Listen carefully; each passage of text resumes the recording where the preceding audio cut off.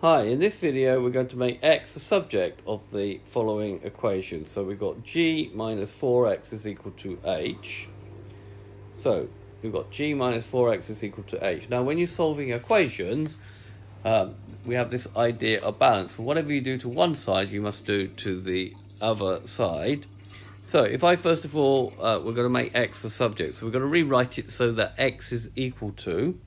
So we've got g minus 4x is equal to h. If we subtract g from both sides, then here we're just going to get minus 4x. And then here you're going to get h minus g.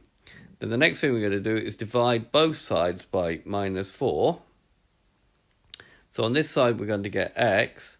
And then on this side, we're going to get h minus g divided by minus 4. Now, that is quite acceptable for the answer, although better would be to take the minus sign up here and make that minus h and plus g,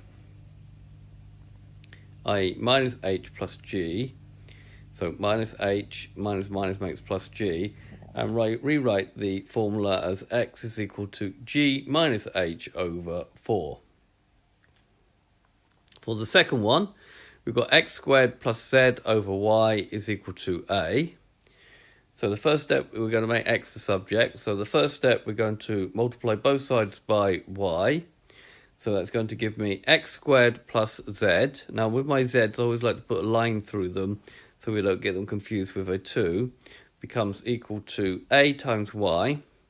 And then we're going to take z from both sides. So we're going to have x squared is equal to ay minus z.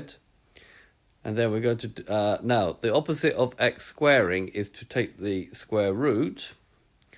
So taking the square root of both sides, we're going to get that x is equal to the square root of ay minus z. So this has been a video to show you how to change the subject of an equation or formula. I hope you've understood, and I thank you very much for watching.